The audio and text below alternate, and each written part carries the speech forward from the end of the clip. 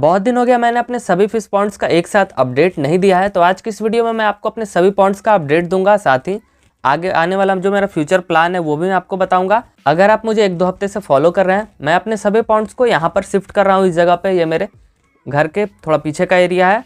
ये जगह खाली पड़ा हुआ था और यहाँ पे मैंने ढेर सारे पौधे लगाए थे, तो मैंने उन सभी पौधों को थोड़ा छाट छटाई किया और यहाँ पे काफ़ी अच्छा स्पेस बना लिया। और इसी जगह पे मैं अपने सभी पॉन्ड्स को रखने वाला हूँ गर्मियों के मौसम में। तो एक एक करके मैं अपने इन सभी पॉन्ड्स का अपडेट देता हूँ जिनको मैंने यहाँ पे शिफ्ट किया है, और बाकी कुछ और भी पॉन्ड्स है जो अभी भी छत पे हैं, तो उनका भी मैं अपडेट दूंगा। लेकिन उससे पहले देसी DIY बेटा फिश पॉन्ड के बारे में बातें कर लेते हैं।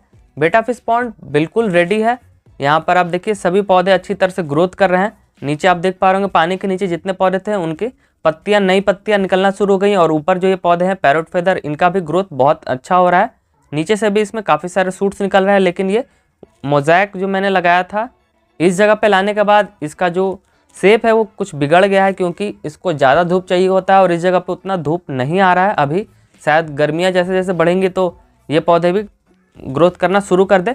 अभी तो ये मेरा बेटा फिश पॉन्ड बिल्कुल रेडी है। अभी मैं मछलियों को लाकर छोड़ सकता हूँ, क्योंकि अभी पौधों का ग्रोथ भी अच्छा हो रहा है और साथ ही पानी भी पूरा शांत हो गया है। लेकिन ऐसा मैं नहीं कर पाऊँगा, मछलियाँ नहीं ला पाऊँगा, क्योंकि जहाँ पर मैंने ऑर्डर दिया था बेटा फिशेस के लिए वो अभी तक नहीं आई हैं। इसके बगल में यहाँ पे है मेरा देसी DIY ग्लो टेट्रा पॉन्ड। इसमें मैंने इतने सारे पौधे लगा दिए, इतने सारे वाटर प्लांट्स लगा दिए कि पूरा ये पॉन्ड ढक गया है और ये पौधे ग्रोथ भी कर रहे हैं, जिससे पूरा अभी भरने लगा है ये पूरा जगह। आपको मछलियाँ बहुत कम दिखेंगी। यहाँ पर आप देखिए 1-2 घूमती हुई दिखेंगी। जितनी भी मछलियाँ मैंने इसके अंदर छोड़ा था सभी मछलियाँ हेल्दी हैं, सभी अच्छे से खाना वगैरह भी खाती हैं, लेकिन वो दिखती बहुत कम है क्योंकि वो इन्हीं पौधों के बीच में छुपी रहती हैं। मैं सोच रहा हूँ कि कुछ पौधों को यहाँ से कम कर दूँ। यहाँ पर आप देखिए एक मछली बाहर निकली, तो इसी तरह यहाँ पे छुपी रहती हैं। तो इनको खाना देने पर उसके बाद ही ये बाहर आती है। यहाँ पर आप देखिए यहाँ पर ये छुपी हुई हैं, यहाँ से आपको दिख रहा होगा।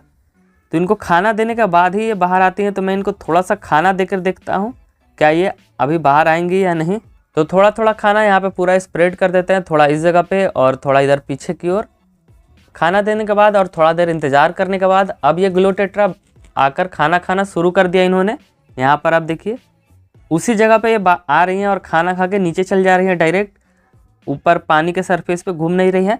ये बहुत ज़्यादा साई हो गई हैं। जब से मैंने इनको यहाँ पे ला के रखा है तो ये बहुत ज़्यादा शर्मीली हो गई हैं, बस पौधों के आसपास छुपी रहती हैं। तो मैं सोच रहा हूँ कि यहाँ से कुछ पौधों को कम करूँ ताकि ये ग्लो टेट्रा वापस से इतना साई ना हो और सामने भी मेरे घूमते रहें। और इनका मैं ब्रीडिंग का सोच रहा था, लेकिन वो चीज़ नहीं हो पाएगा क्योंकि मेरे पास जितने भी हैं वो सभी फीमेल्स ही हैं। मेरे अंदाज से मेल ग्लो टेट्रा ढूंढना बहुत मुश्किल होता है क्योंकि ब्रीडर्स मेल सेल नहीं करते हैं। फिर भी मैं लगा हुआ हूँ, जैसे मुझे ग्लो टेट्रा का पेयर मिलता है तो फिर उसके बाद मैं इसका भी ब्रीडिंग करना शुरू कर दूंगा और आपके साथ भी शेयर करूंगा सारा इन्फॉर्मेशन। और इसके बगल में यहाँ पे है मेरा देसी DIY गपी पॉन्ड। गपी पॉन्ड भी बहुत अच्छा है, बहुत ही अच्छा चल रहा है। इसका भी मैंने मेकओवर किया था कुछ दिनों पहले ही। सभी मछलियाँ भी हेल्दी हैं और जो गपीज़ के बच्चे थे उन सभी को मैंने इसी पॉन्ड के अंदर शिफ्ट कर दिया है। और गपीज़ वाले पॉन्ड के अंदर मैंने कुछ और दूसरी मछलियों को रखा है, उसके बारे में भी मैं आपको बताऊँगा, उन मछलियों को भी दिखाऊँगा। लेकिन उससे पहले मैं इन बच्चों को दिखा देता हूँ। यहाँ पर आप देखिए हाइसिंथ के नीचे आपको छोटी छोटी सी गपीज़ दिखेंगी और साथ ही उनके पेरेंट्स भी आपको यहाँ पे घूमते हुए दिखेंगे। जो बच्चे हैं वो ज़्यादातर अंदर ही छुपे हुए रहते हैं, इन पौधों के अंदर ही छुपे रहते हैं, और बड़ी जो गपीज़ है वही बस बाहर आती हैं। बच्चे भी आते हैं लेकिन खाना खाकर फिर से अंदर चले जाते हैं। मैं आपको थोड़ा दिखाता हूँ, शायद ये आए तो, या फिर मैं सोच रहा हूँ कि गपीज़ के ऊपर पूरा आपको एक डेडिकेटेड वीडियो दूँ कि गपीज़ का अपडेट क्या है, गपीज़ जो मेरी फीमेल है उसका क्या अपडेट है, बच्चों क्या क्या अपडेट है, उन्होंने कितना ग्रोथ किया है। तो ये सारा कुछ मैं आपको सोच रहा हूँ कि अलग वीडियो में, एक सेपरेट वीडियो में पूरा अच्छी तरह से कंप्लीट सारा जानकारी दूँ। तो उसका आप थोड़ा इंतज़ार कीजिए, कुछ दिनों में वो वीडियो भी आ जाएगा। अभी मैं आपको ले चलता हूँ अपने देसी DIY बलून मॉली पॉन्ड के पास।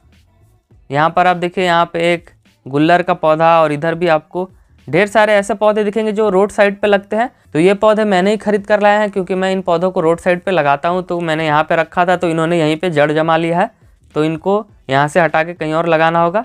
और यहाँ पर आप जितना ये वायर दिख रहे हैं ये सभी मैंने लगाया है क्योंकि मेरी जो बलून मॉलीज़ है उनको काफ़ी ठंड लग रहा था। मैंने जब इनको लाया था मैंने एक रात तक देखा था कि शायद ये नॉर्मल हो जाए, लेकिन ये नॉर्मल नहीं हो रही थी, तो इसीलिए मैंने यहाँ पे हीटर लगा दिया और अब जाके ये सभी मॉलीज बहुत हेल्दी हैं और अब अच्छी तरह से घूमती फिरती भी है, खाना वगैरह भी अच्छी तरह से खाती हैं। तो अंदाज से मैंने मेल और फीमेल बलून मॉली तो लेकर आया है, लेकिन अभी तक मेटिंग शुरू नहीं हुआ है। मुझे एग्जैक्ट समझ नहीं आ रहा था क्योंकि इनका जो मेल का बॉडी शेप है और फीमेल का बॉडी शेप है वो लगभग एक जैसा ही है, बहुत हल्का ही डिफरेंस है। तो शायद बच्चे आने में देर हो जाए, लेकिन खाना खिलाने में देर नहीं करना चाहिए।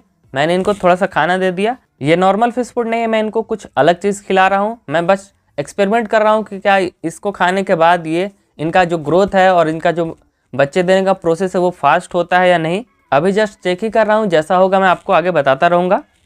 और इनको भी थोड़ा खाना पता लगने में थोड़ा समय लगता है, पता नहीं ऐसा क्यों, क्योंकि मेरी जो पुरानी मॉलिस थी, जो नॉर्मल मॉलिस थी, वो तुरंत ही उनको जैसे ही पता चलता था कि खाना ऊपर आ गया तो सभी एक साथ आ जाती थी खाना खाने। लेकिन ये एक एक कर आती हैं और ज़्यादातर समय ये नीचे पानी में बॉटम में ही कुछ सरफेस पे कुछ चुगती रहती हैं, कुछ खाने का कोशिश करती रहती है, पता नहीं क्यों।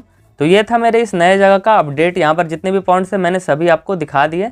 इस जगह पे आपको कुछ और थोड़ा और खाली स्पेस दिखेगा। इधर यहाँ पर गुल्लर के आगे थोड़ा सा आपको खाली स्पेस दिखेगा, यहाँ पर भी 2 पॉइंट्स आराम से आ जाएंगे।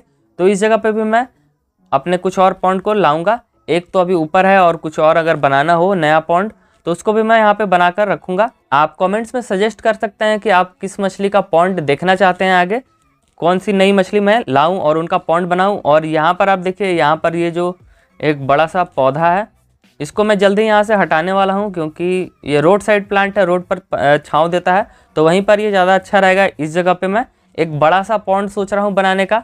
ये सभी जो पॉन्ड है जो मैंने टब के अंदर बनाया उससे काफ़ी अलग होगा वो वाला पॉन्ड, तो उसका भी अपडेट आपको पता चल ही जाएगा जल्दी ही। तो आप चेक कर लेते हैं देसी DIY बेबी गप्पी पॉन्ड। इस पॉन्ड को मैं ढक के रख रहा हूँ कुछ दिनों से, और इसके अंदर ग्रास सीट, आपको याद होगा मैंने प्लास्टिक वाला ग्रास सीट इसके अंदर बिछाया था, तो उसको भी मैंने हटा दिया क्योंकि मैंने यहाँ पे स्वॉट टेल को शिफ्ट किया है। सबसे पहले तो मैंने गपीज़ के बच्चों को यहाँ से निकाल के उनके पेरेंट्स वाले पॉइंट में शिफ्ट किया और उसके बाद मैं स्वॉट टेल भी लाया था साथ में बलून मॉली के साथ में। तो स्वॉट टेल को मैंने यहाँ पे शिफ्ट कर दिया। मैंने 6 स्वॉट टेल लाया था, 2 मेल 4 फीमेल। यहाँ पर आप देखिए ग्रास सीट जो है उसको मैंने किनारे कर दिया है। स्वॉट टेल आपको बिल्कुल नहीं दिखेंगी क्योंकि सभी रेड कलर की हैं, किसी किसी का टेल जो है वो ब्लैक है।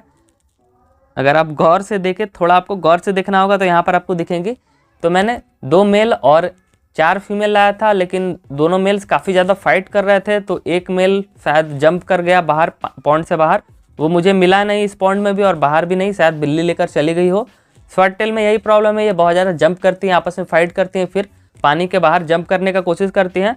तो मैं अब कुछ दिनों से इस पॉन्ड को ढक करके रख रहा हूँ। और ग्रास सीट भी मैंने चेक करने के लिए हटाया था। मैंने सोचा था कि कहीं स्वॉट टेल इस ग्रास सीट के नीचे तो नहीं चला गया है, तो मैंने हटा दिया उसको, लेकिन उसके नीचे नहीं मिला तो मैंने दोबारा लगाने का सोचा नहीं, क्योंकि इन स्वॉट टेल्स के लिए मैं एक अलग सेपरेट टैंक बनाने वाला हूँ जहाँ पे मैं इनका ब्रीडिंग करवाऊँगा। एक सेपरेट स्वॉट टेल का ब्रीडिंग टैंक होगा, लेकिन मेरे पास एक ही मेल है, यही प्रॉब्लम है। देखते हैं क्या होगा आगे। और मैं स्वॉट टेल के अलावा कुछ और टैंक्स बनाने वाला हूँ, ब्रीडिंग टैंक्स, जहाँ पे मैं छोटी मछलियों को ही ब्रीड करूँगा। आप कौन कौन सी मछलियों का ब्रीडिंग देखना चाहते हैं वो आप कमेंट करके बता सकते हैं। साथ ही मैं कुछ प्लांटेड टैंक्स भी सेट करूँगा मछलियों के लिए, तो वो सारी वीडियोज़ आपको धीरे धीरे करके एक एक करके देखने को मिलेंगी। अभी तो जो टैंक है वो बन के रेडी हो गया है लगभग, बस उसका कुछ थोड़ा और काम बचा है, और जो फिल्टर वगैरह और जितना भी डेकोरेशन वाली चीज़ें हैं उनको खरीदना बचा है। तो सारा कुछ मैं पहले एक बार खरीद लूँ, फिर उसके बाद एक एक करके वो सभी चीज़ें भी आपके साथ शेयर करूँगा। और यहाँ तक इस वीडियो को देखने के लिए आपका धन्यवाद। मैं मिलता हूँ आपसे अगले वीडियो में। Okay, bye.